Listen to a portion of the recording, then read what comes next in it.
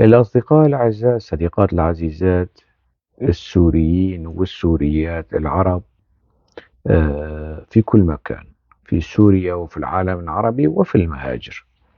مرحبا. في هذا الفيديو راح أحاول كمان ناقش الوضع السوري وما يعتمل هذا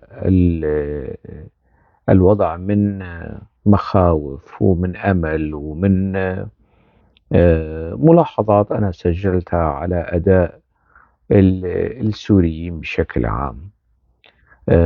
ومن خلال رصد هذه الحالات الفردية والجماعية يمكن يعني أن نصل إلى خلاصات ونتائج آه، ترضي البعض وتغضب البعض الآخر، ومرضاة الناس غاية لا تدرك. ومشان يكون كلامي خفيف ومهضوم على عقول وقلوب البعض، يعني لا مناص من أن يكون فنجان القهوة جاهز. يعني كل ما انزعجوا مني أو هيك انفعلوا ياخذوا هيك رشفة من فنجان القهوة لحتى تهدأ أعصابهم وينخفض مستوى التوتر لديهم. فلنبدأ.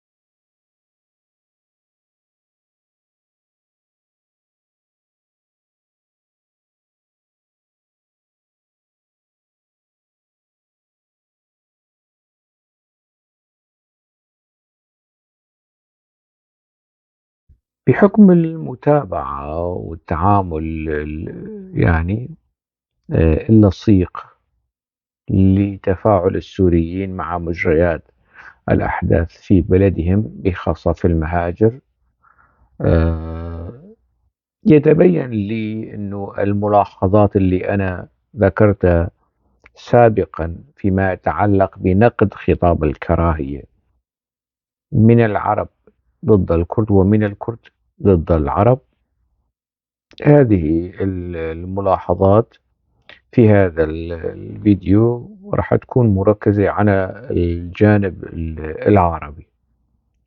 ويبدو لي السوريين بلطافتهم وهضامتهم وخفة دمهم يعني لا يقلون عن المصريين فيما يتعلق بروح الدعابة والفكاهة والتندر والسخرية والنقد الساخر. آه، أنتجوا مصطلح التكويع.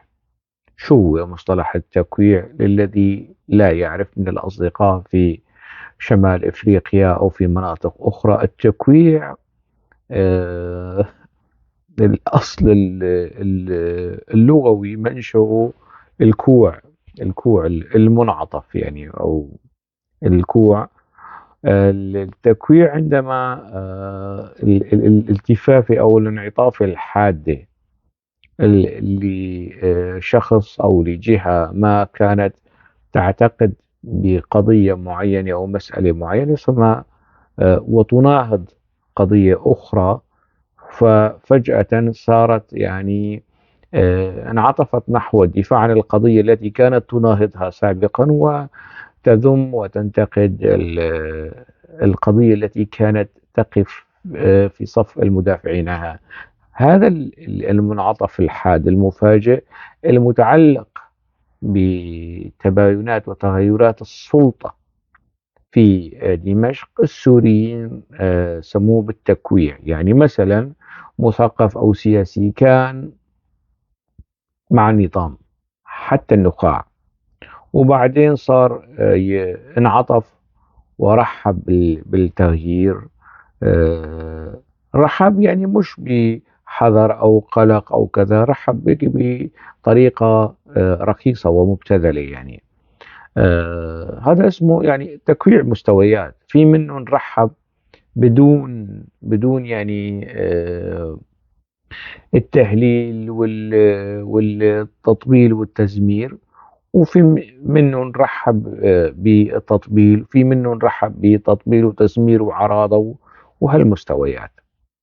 هذا بشكل عام. لكن هنالك نوع آخر من التكويع يعني، وهو أنه بعض المثقفين أو الأدباء أو الصحفيين أو النشطاء اللي كانوا يتوددون إلى الكرد ويسمعونهم يعني من طرف اللسان حلاوة، ويعني يكونون ودودين ودمثين، ونحن مع حقوق الأكراد، ونحن نفصل ما بين حزب العمال الكردستاني والأكراد، ولا نعم للأكراد في سوريا، نعم لحقوقهم، نعم لمظلوميتهم، نعم كل هالتفاصيل، لا لحزب العمال الكردستاني. أنا شفت هيك نماذج وتواصلت معهم، وبحكم يعني يعني الاشتغال في الشأن العام والكتابة والصحفية والكتابة الأدبية والإبداعية، الوسط اللي أنا بحتك فيه متنوع، يعني سوريين، عرب، ويعني من بلدان كثيرة. بحكم هذا التواصل أنا شفت يعني نماذج كثيرة من هؤلاء، من هذه الفئة، أو الفئة الليبراليين المعتدلين الديمقراطيين المنفتحين المتفهمين.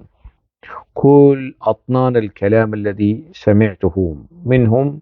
وطبعا يعني أثناء التواصل معهم، عندما يسمع المرء كلاما إيجابيا فيما يتعلق بمستقبل سوريا، فيما يتعلق بالديمقراطية والدولة الوطنية، لا مناص يعني من الاستجابة آه، لهذا الكلام بأفضل منه.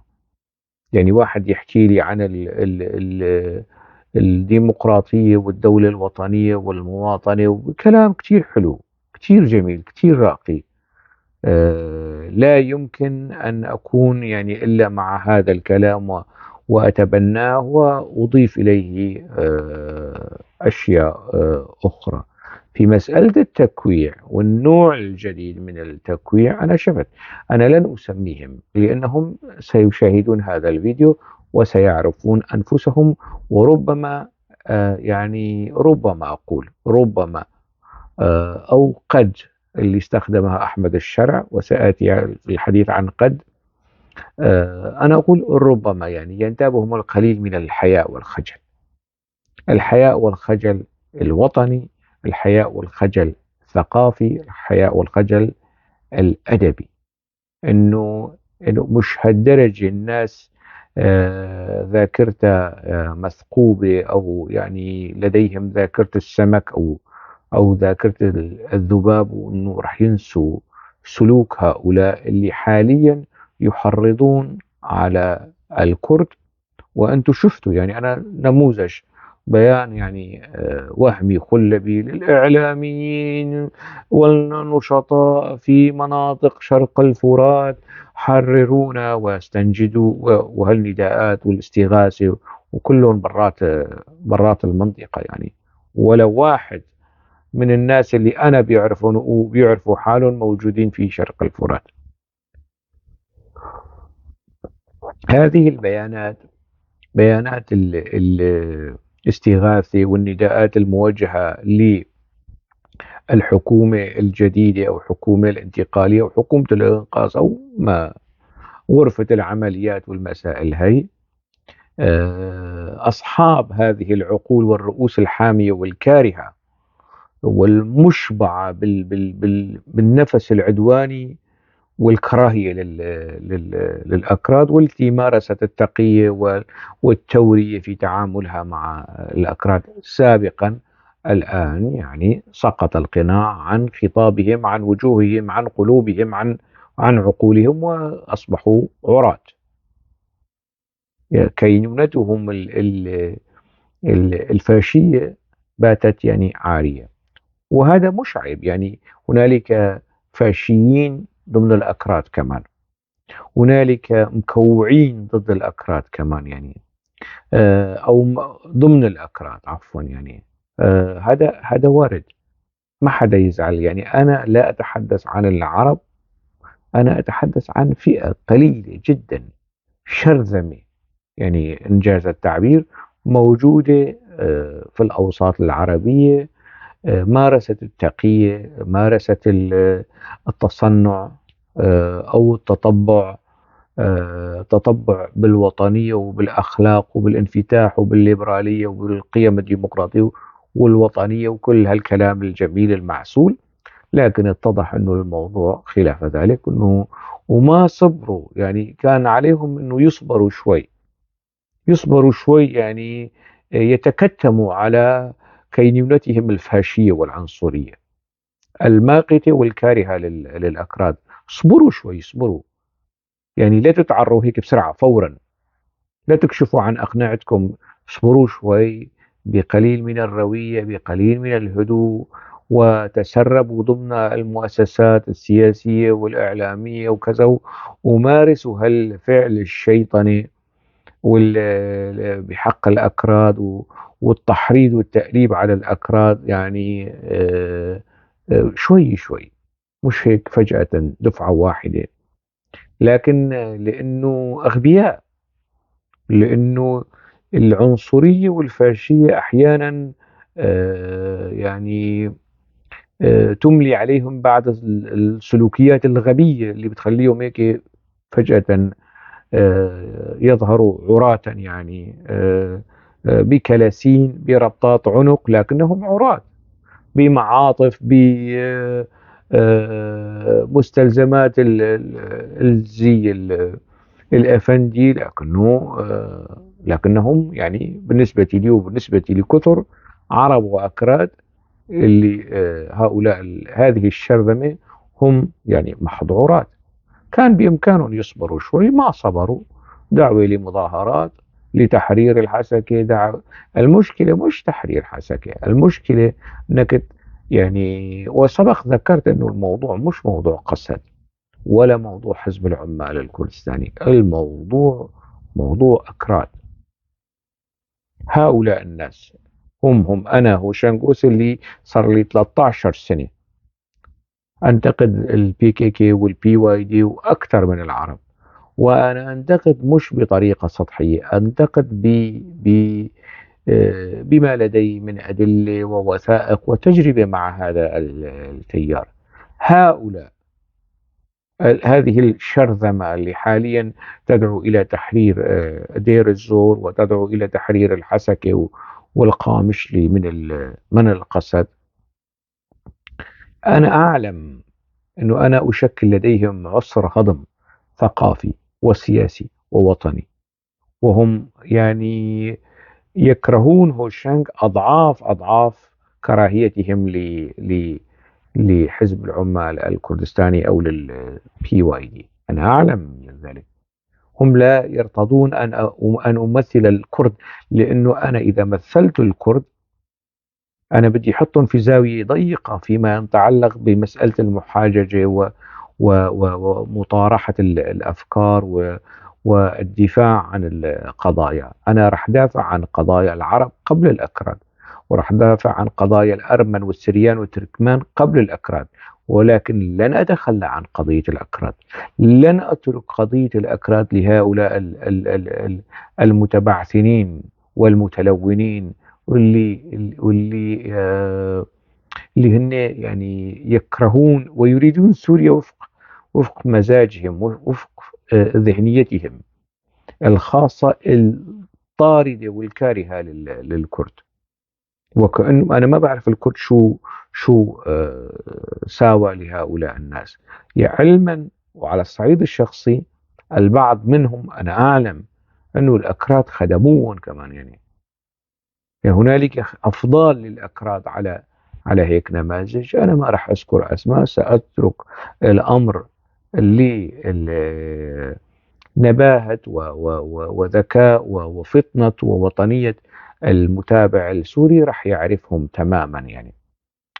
فهون مسألة التكويع هذا التكويع اللي نسميه تكويع ثقافي أو تكويع آه، ظهر في على الضفة الأخرى، اللي كانوا على أساس مع حقوق الأكراد ومع حق تقرير المصير ومع كذا ومن القصص هي.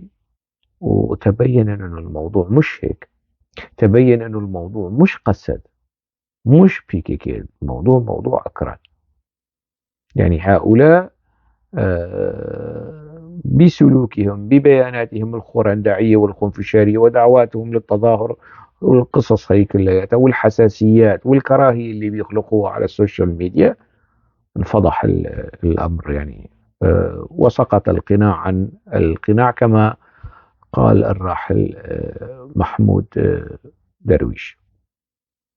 ذكرت وأؤكد يعني المشكلة، يعني مشكلتي أنا على الصعيد الشخصي، وأعتقد أنه في كثيرين من الناس مثلي، مش بس أنا يعني، كثيرين يعني ناس عاديين ومثقفين ساسة، يعني إما يتبنون موقفي 100% أو 50% أو 70% أو 80%، المهم بنسب مختلفة فيما يتعلق بالموقف من قسد. أنا ليس لدي موقف عدائي من قسد كقسد كقوات سوريا الديمقراطية. أنا أتمنى أنه بالفعل أن تكون هذه قوات سوريا ديمقراطية، أتمنى ذلك. متى ستكون هذه القوات سوريا الديمقراطية؟ عندما تتحرر هي هذه القوات من سطوة وسلطة حزب العمال الكردستاني العقائدية المباشرة وغير المباشرة. وقت ذاك هذه القوات تمثلني وتمثل الكثير من العرب ومن السريان ومن مكونات وتنويعات النسيج الاجتماعي في منطقة الجزيرة والشمال السوري. المشكلة ليست في قسد كقسد، المشكلة في عقلية قسد، المشكلة في تسلط جهة خارجية على قسد. المشكلة ليست في الائتلاف كائتلاف، المشكلة أن الائتلاف تابع لجهة خارجية. هون مربط الفرس. المشكلة ليس في أحمد الشرع وتنظيم أحمد الشرع هيئة الشام، المشكلة أنه هذا التنظيم الآن يعلن وهو أكثر ثورية من قسد ومن الائتلاف، قطع علاقته وتبعيته مع تنظيم القاعدة، أعلن ذلك، وهذا سلوك وطني. يعني على الصعيد اللفظي وعلى الصعيد الشكلي شيء إيجابي ينبغي أن نرحب به. وجبهة النصرة أو هيئة تحرير الشام غيرت اسمها وأعلنت ودخلت في تراشق مع القاعدة وفي يعني كانت أكثر ثورية ووطنية في هذه الجزئية، جزئية التبعية للخارجي للقوى الخارجية. كانت أكثر يعني موقفها موقف سباق على قسد وعلى الائتلاف وعلى العمشات والعفشات والحمزات وسلطان شاه. يعني في حدا بيسمي تنظيم سوري معارض بيسمي نفسه سلطان شاه؟ يعني معقول هيك شيء؟ يعني معقول رمز عثماني يتخذ من فصيل عسكري مسلح انه والله كتيبة سلطان شاه ما بعرف شو التكوينات العسكرية اللي تابعة مباشرة للمخابرات التركية. هلا هيئة تحرير الشام كمان لها اتصالات مع الأتراك ومع هذا وارد، لكن موقفها فيما يتعلق بالتبعية ظهر جليا. مش بس صار في صدام ما بين رأس القاعدة وقت ذاك أيمن الظواهري وبيانات ضد جبهة النصرة، وصار في يعني اشتباك حتى بين جبهة النصرة وداعش، اشتباك بين جبهة النصرة وفصائل الموجودة في درع الفرات وما بعرف شو الفصائل اللي تابعة لتركيا. فالمشكل من قسد ما هو عداوة لمجرد خلاص ما يعجبني شكل قسد وأنا أعادي قسد لأنه لون أصفر أو علم ما بعرف شو، أو إنه هي التسمية بحبها. لا، الموضوع مش هيك.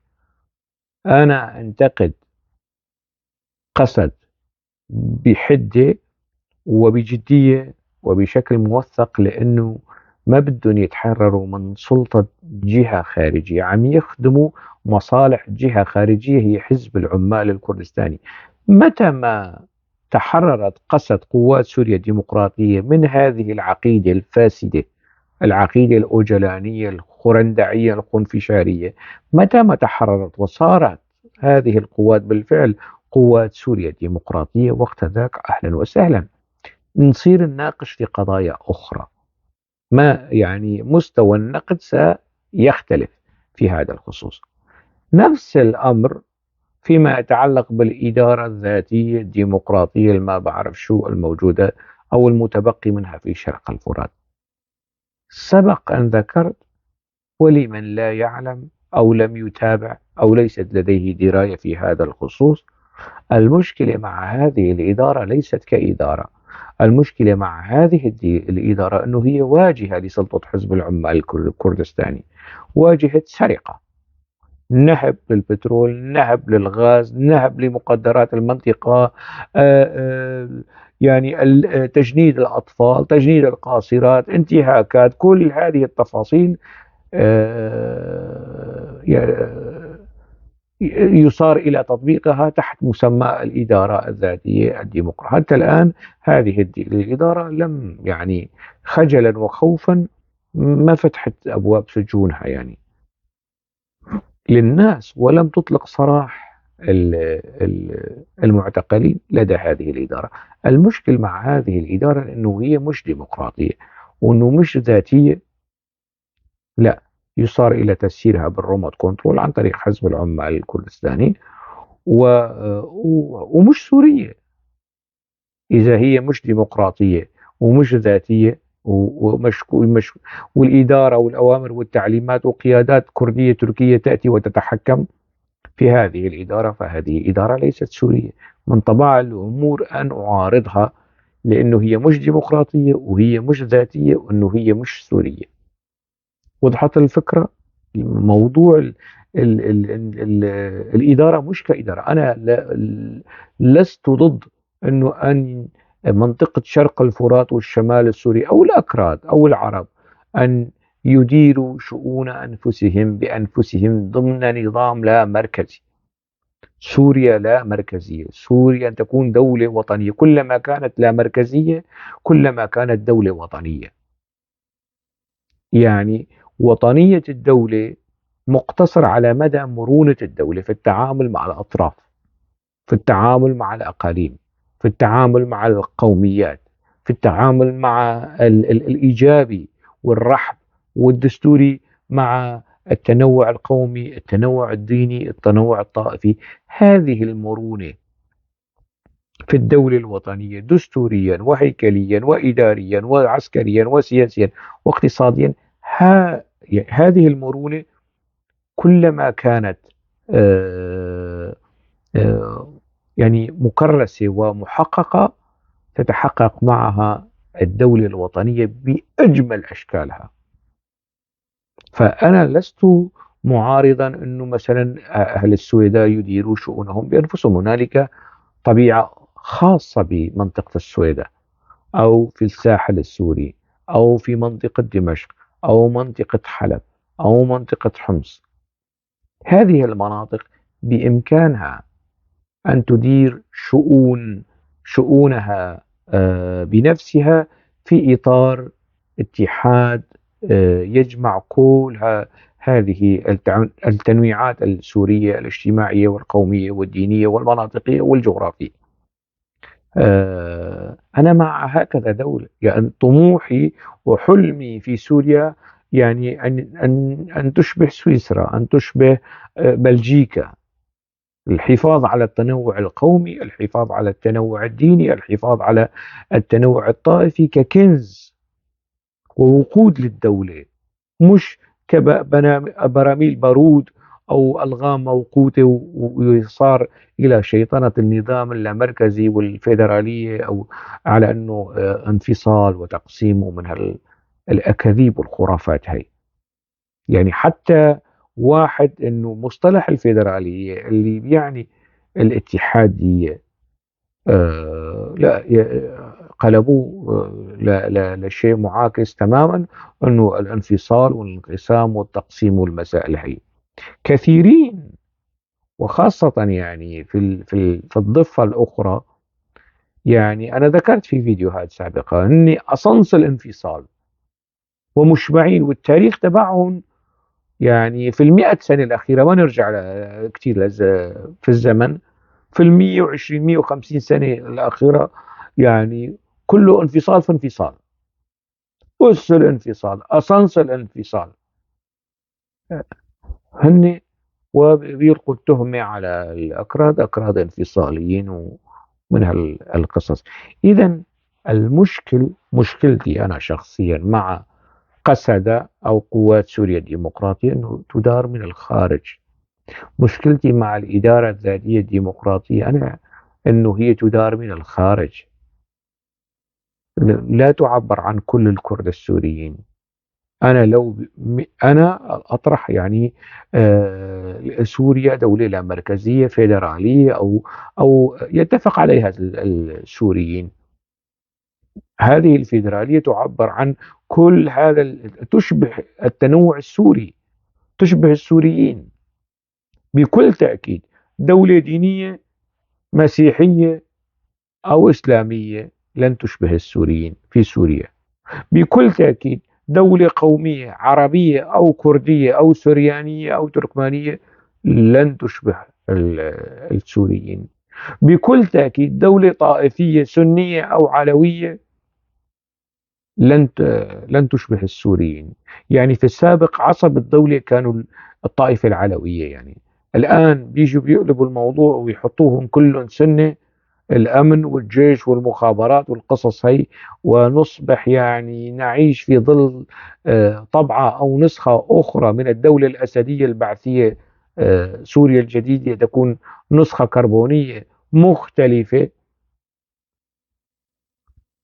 مذهبيا وطائفيا عن النسخة السابقة. ما صار شيء، يعني ما غيرنا شيء، استبدلنا سلطة طائفية بسلطة طائفية أخرى، وهون الطامة الكبرى، وهون المأزق الخطير والوجودي لسوريا. هيك بهالطريقة سوريا تتم يعني تمضي نحو التقسيم والاحتراب والتقاتل الداخلي، موجة جديدة من الصراعات وكذا.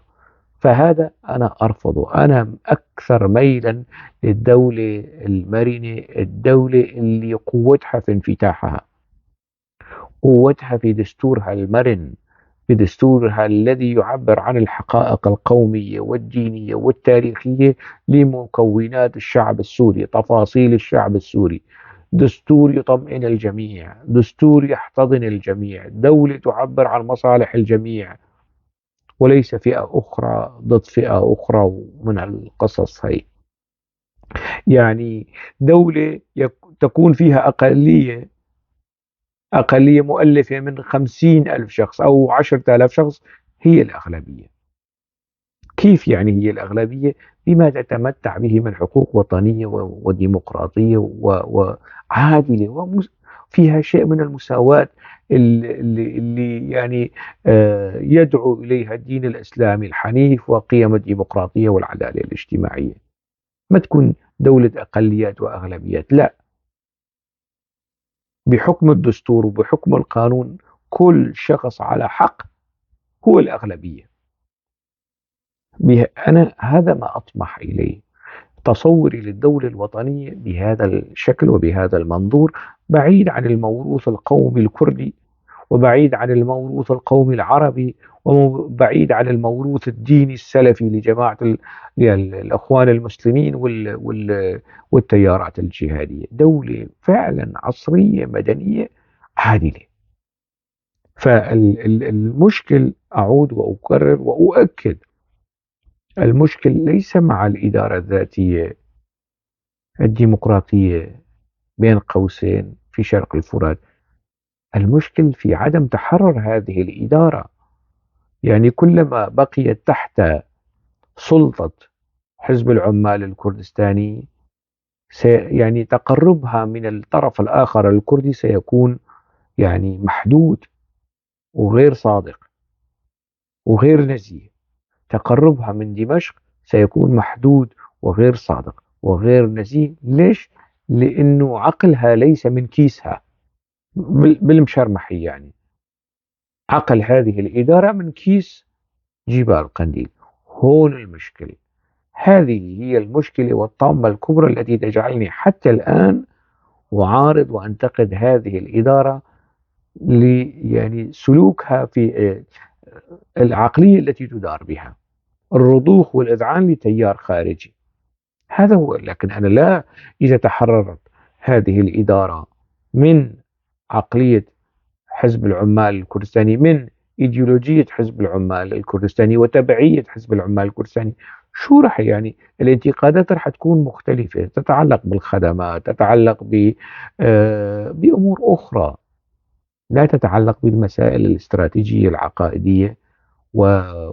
يعني الانتقادات ستتغير لكن لن تكون كالسابق. فأنا عندما أنتقد هذه الإدارة مشان يفهموا، يعني أو بعض الناس، أنه حتى الأكراد، أنه والله العرب اللي بيكرهوا الأكراد بيستثمروا آرائك وأفكارك ومعلوماتك لصالحهم والقصة. يستثمر من يشاء. فأنتوا روحوا طالبوا هذه الإدارة وتحرروا. قبل يومين ثلاثة يعني صار اجتماع لإلهام أحمد، يمكن في بروكسل أو في أي منطقة، يعني اجتماع جامعة، على أساس جاي عم تحكي مع الأكراد وتطالب بالوحدة الوطنية وكذا. وموجودين قيادات في حزب العمال الكردستاني في هذا الاجتماع بالفيديو. في هنالك ممثلين لبعض الأحزاب، حبيب إبراهيم ممثل حزب الوحدة موجود، ممثل حزب جمال شيخ باقي الكردي السوري موجود، وأحزاب أخرى ممثلين موجودين، وممثلين حزب العمال الكردستاني موجودين. ما حدا يقول لا حبيب تجرأ أنه هدلون شو عم يسووا هون. عبد الباقي يوسف القيادي الكردي السوري بيطلع بيحكي، يعني بيقول يعني نحن كرد سوريون ندير يعني هذا الاجتماع، نحن معنيين، نحن مش بحاجة إلى زبير أيدار يجي يحكي لنا كيف نتصرف وكيف نتعامل. لسنا بحاجة إلى نصائح رمزي كارتال أو مدني فرحو ومن هالقصص. لا حبيب إبراهيم حكى هيك شيء، ولا عبد الباقي يوسف حكى هيك شيء، ولا عبد الكريم عمر وآخرين من الأكراد السوريين حكى لإلهام أحمد يا ست إلهام يا سيدة إلهام. يعني ما بيصير، يعني أنت جايبتينا وجايب أكراد إيران وأكراد أرمينيا وأكراد حزب العمال الكردستاني يعطونا يعني توجيهات وتعليمات ويفصلون شو لازم نساوي ككرد سوريين كقسد. طيب مع هذا السلوك أنا كيف بدي أتعامل مع قسد كقسد كقوات سوريا الديمقراطية؟ يا إلهام أحمد يعني بده شوية خجل. فأنا عندما أنتقد هل الإدارة هي وقسد نتيجة هذه السلوكيات، نتيجة هذه التبعية العمياء الطرشاء الخرقاء البلهاء لحزب العمال الكردستاني، وإلا ما في هالمشكلة. مهم في مواجهة حملات شيطنة الأكراد والتكويع الثقافي والإعلامي اللي أنا ذكرته في بداية هذا الفيديو، والدعوة لمظاهرات لتحرير الرقة وتحرير الدير والحستشة من قسد، هكذا يعني تحت كلمة حق يراد بها باطل، يعني على أساس أنه الخصومة مع قسد. أنا بعرفكم واحد واحد، يعني أنا بعرف مستويات البغض والكراهية التي تكنونها للأكراد ومكشوفين بالنسبة لي. يعني في مواجهة السلوكيات اللا وطنية واللا مسؤولة واللا أخلاقية وإطلاق بيانات وهمية خرنداعية ما لها أساس، يعني أبدا ما لها أساس من الوجود على أرض الواقع. إعلاميون شرق الفرات والقصص هي وكلهم موجودين خارج البلد، وهن بينعضوا على الأصابع، يعني مش هالحجم مش هالوزن كمان. في مواجهة هالسلوكيات ولطمأنة الأكراد، وكسبق صحفي وسبق سياسي العربي الإعلامي السوري الأصيل، وابن الحسكة، ابن محافظة الحسكة، ويعني شو بدي أقول، يعني الله يعطيه العافية. هذا سلوك وطني وسلوك إنساني وأخلاقي وسلوك مهني. الصديق العزيز عمر شيخ إبراهيم أخذ تصريح من رئيس غرفة العمليات أو رئيس هيئة تحرير الشام أحمد الشرع فيما يتعلق بالأكراد، والفيديو أنا نشرته ولاقى استحسان كبير. والرئيس مسعود البرزاني رحب بهالتصريحات، وهي التصريحات يعني أغلب الأكراد رحبوا. ويعني أنا ما بقول أنه كان يعني خلقت ثقة وطمأنة نهائية، لا، هذه التصريحات ينبغي أن تكون معززة بسلوكيات إيجابية، بانفتاح إيجابي، بتعامل إيجابي من السلطة الحالية والسلطة المستقبلية فيما يتعلق بالموضوع الكردي. نص التصريح شو كان يعني، والفيديو موجود، وخلونا نشوف الفيديو. مش أستاذ أحمد الشرع، ماذا تقول أو توجه رسالة للسوريين الكرد شركاء الوطن السوري؟ الكرد جزء من الوطن وتعرضوا لظلم كبير كما تعرضنا نحن، والحمد لله بزوال النظام قد يزول الظلم الذي وقع عليهم، وإن شاء الله تعالى سوريا القادمة أهل الكرد هم أساسيين فيها ونعيش سوية إن شاء الله، وكل منا يأخذ حقه بالقانون بإذن الله تعالى. وأهلنا ليس في عفرين هناك ظلم بعد اليوم على أهلنا الكرد، بوابة جديدة وتاريخ جديد إن شاء الله لسوريا. أهلنا في عفرين كذلك الأمر إن شاء الله سنسعى إلى إعادتهم إلى قراهم ومناطقهم بإذن الله تعالى. شكرا. شو بيقول السيد أحمد الشرع؟ الكرد جزء من الوطن وتعرضوا لظلم كبير كما تعرضنا نحن، والحمد لله بزوال النظام قد يزول الظلم الذي وقع عليهم. يقصد الكرد، قد يزول، وإن شاء الله تعالى سوريا القادمة الكرد هم أساسيون فيها. إن شاء الله سوريا القادمة الكرد هم أساسيون فيها، ونعيش سوية إن شاء الله، وكل منا يأخذ حقه بالقانون بإذن الله تعالى. ليس هنالك ظلم بعد اليوم على أهلنا الكرد. بوابة جديدة وتاريخ جديد في سوريا. هذا جزء من كلام بصوته وانتم سمعتوه. يعني بعض الأكراد صاروا فقهاء في اللغة، صاروا عباقرة في اللغة، وصاروا يحطوا ملاحظات. لا، هو ذكر أنه قد يزول هي القد، هي صاروا يحطوها بين أقواس ويشككوا ويهاجموا ويطعنوا، من بدل ما يرحبوا بالموضوع صاروا كتير يعني فقه اللغة وعلاقة اللغة بالسياسة والتنظيرات المسائل هي. طبعا هن ركزوا على قد وتجاهلوا وأغفلوا ما بعد قد. شو الموجود؟ ولم يقل، يعني الرجل لم يقل، كان بإمكانه يقول أنه قد لا يزول الظلم، لا، يعني الاحتمال نحو الإيجابية، أنه لم ينفي الموضوع، قال قد يزول الظلم الذي وقع عليهم، يعني لأنه كمية الظلم كبيرة. هذا الظلم 100%. يعني الرجل وضع احتمال، يعني والناس ما فيها تقدر انه يعني انا بكره بدي اعيش ولا لا، ساعيش لحين ان ارى هذا الظلم يزال ويرفع عن الكرد 100%، عن السوريين 100%. هل ساعيش الى تلك اللحظه كي ارى تلك اللحظه؟ انا شفت سقوط النظام، يعني شفت سقوط نظام بشار الأسد، بس ما بعرف أنه هذا الظلم اللاحق بالسوريين هل سأرى أيضا محاكمة بشار الأسد؟ ما حدا بيعرف. فالرجل قال قد يزول الظلم الذي وقع عليهم، وما بعد قد ما حدا. عبقرية بعض الأكراد ما شافوا الكلام والعبارات الموجودة بعد قد. شو هي العبارات التي بعد قد؟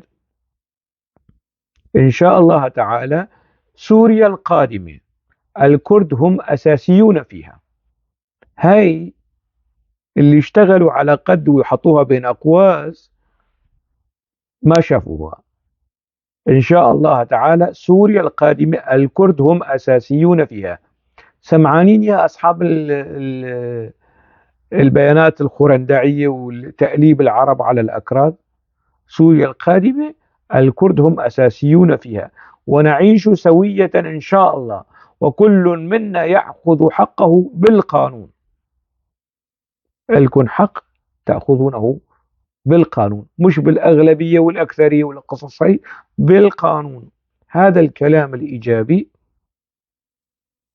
بعض الأكراد راحوا يعني علقوا بقد وتعربشوا بقد، وهيك تمسكوا وما ما تركوا، وما عاد شافوا شو كلام آخر قيل بعد قد. ليس هناك، هو النفي، ليس هناك ظلم بعد اليوم على أهلنا الكرد. في البداية مسكوا بقد، قد يزول. هو فيما بعد قد قطع يعني ما يشبه الوعد. ليس هنالك ظلم بعد اليوم على أهلنا الكرد. من هلا ورايح ما في ظلم عليهم.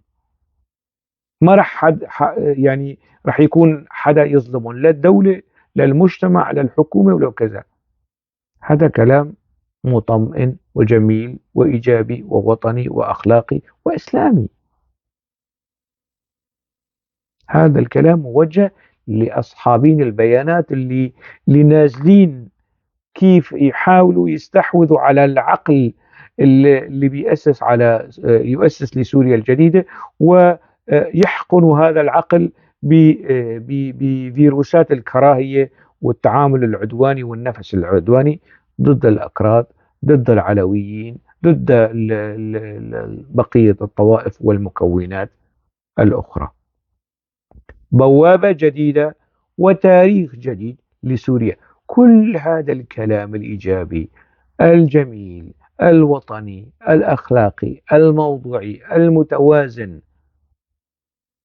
الأكراد أو بعض الأكراد عباقرة اللغة والسياسة حطوه على جنب وتكلبشوا بقد. لا، وحكى قد وما قال انه يزول. يعني الأكراد هيك أحيانا، أو بعض الأكراد يبهرونني يعني بمستوى حرصهم على التعاملات السياسية بناء على اللغة وتوصيفات ودلالات المفردة والسياقات اللغوية. كلهم بيصيروا نقاد سياسيين فقهاء لغة، وما بيعرفوا يعني مش مشكلة، يعني انه بس يتأنوا شوي انه يشوفوا شو في بعد قد. ما بيحكوا يعني. انا لا ادافع، لكن انا احاول ان اطالب بعض الكرد بالتريث والتعقل والتأني والتركيز على الجانب الإيجابي والترحيب بهذا الجانب. أنا من جهتي رحبت مش بس بالتصريح، رحبت بالذي ساهم بالحصول على هذا التصريح، وهو الصحفي الإعلامي العربي ابن الجزيرة، اللي بيطالعوا البيانات المطالبة بالانقضاض على الأكراد وعلى قسد. هذا كمان ابن الجزيرة، وهذا كمان والبيان الخلبي تبعهم المكتوب في ألمانيا أو في منطقة أخرى واضح يعني. ف عمر الشيخ إبراهيم أعطى مثالا وطنيا يهم ابن الجزيرة. هذا عربي ابن الجزيرة ويريد أن يطمئن الأكراد. أخواله أكراد، أخواله يفتخرون به، أنا كردي أفتخر إنه عمر الشيخ إبراهيم بهذا السلوك الإيجابي المهني، أنه هذا يعني نصه كردي، أخواله أكراد. هذه وأفضل بكثير من بعض الأكراد الجهلة والتافهين والحمقى المعروفين. كمان عندنا كمان نماذج من الكتاب والمثقفين والإمعات اللي بيحاولوا يعني يزيدوا مستويات التوتر والتشنج والقصص ويعلقوا بقد مسألة قد وقال قد. المهم عمر الشيخ إبراهيم بهذا التصريح مش بس يعني تحدث عن مأساة عفرين. وماذا بخصوص عفرين؟ الأكراد مش بس في شرق الفرات، الأكراد موجودين في عفرين. فالسيد الشرع قال يعني سنسعى إلى إعادتهم إلى قراهم ومناطقهم. الأكراد الكرد المهجرين قسرا أو طوعا من منطقة عفرين سيعودون إلى قراهم وبيوتهم ومنازلهم وأراضيهم. وهدلون المرتزقة اللي بحجة أنه مناطق محررة ونحن هجرنا وما عاد في مجال نسكن فيه، هدلون كمان سيخلون تلك البيوت التي وضعوا أيديهم عليها، سيخلون تلك الأراضي والزيتونات اللي استولوا عليها، سيخلونها آجلا أم عاجلا. وبالمحصلة يعني لكي أركز يعني خلاصة هذا القول، المشكل يعني البيئة الكردية فيها الكثير من المشاكل، مشاكل التعامل السياسي، الانقسامات، الولاءات التافهة، الانقسام السرطاني الحزبي، يعني وعدم امتلاك الكرد لتلك المهارات السياسية والخطابية والتفاوضية أثناء جلوسهم مع الطرف الآخر. دائما هنالك ارتباك، دائما هنالك تخبط، دائما هنالك خلط، دائما هنالك تسرع وجهل في التعاملات السياسية. التعامل الهادئ المتزن المحترم الذكي والترحيب الإيجابي بهذا التصريح، أنا بصراحة يعني لم مش لأنه لا أتوقع من السيد مسعود بارزاني هيك خطاب، لا، يعني السرعة قبل الأحزاب الكردية، قبل الأنكسة والفدكسة والقسدة والمصدوم عبدي، وقبل كل هؤلاء الزعيم مسعود بارزاني رحب بهذا التصريح. يفترض أنه الكيانات الكردية اللي داخل الائتلاف واللي برات الائتلاف هم من يرحبون بهذا التصريح. للأسف الشديد هم دائما متأخرين، والسباق لمسألة الترحيب كان الزعيم الكردي مسعود البارزاني، حريص على الكرد السوريين، حريص على دمشق، حريص على سوريا، حريص على أن تكون دولة وطنية، يعني تقطع مع تركة وإرث ونظام البعث السوري. يا ليت الكرد السوريين يتعاملون بهذا النفس السياسي، الحنكة السياسية، الحنكة الوطنية التي يتحلى بها السيد مسعود البرزاني. للأسف أقولها هكذا، أنه هذا التصريح كان ينبغي أن يكون يعني إشارة لكي يعني تحفز الكيانات السياسية للتعامل الإيجابي والتعامل الوطني، والباب ما زال مفتوح يعني لهذه الكيانات. أعتقد سيشاهد هذا الفيديو ويراجع نفسهم ويراجع أنماط تفكير وسلوكيات في التعامل مع الأمور الإيجابية التي تصدر من دمشق. يعني دمشق حاليا تتكلم بصوت القوى التي تحكمها، وأحمد الشرع حاليا يحكم دمشق. إذا دمشق قالت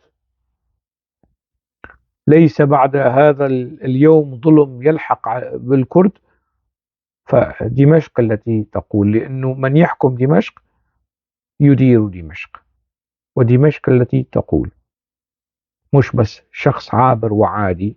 هذا الشخص بطريقة أو بأخرى، بتوافق دولي، بتوافق إقليمي، أسقط نظام البعث السوري. بالمحصلة أتمنى من السيد أحمد الشرع أن يبقى على هذا المستوى من الوعي والإدراك الوطني والتعامل الوطني المنفتح والمرن مع مكونات الشعب السوري، كردا، عربا، سوريان، أرمن، آشوريين، تركمان. كل هذه التنويعات هي غنى وثراء للواقع السوري، كما كانت غنى وثراء في التاريخ السوري. حتى موضوع آخر، ألقاكم على خير.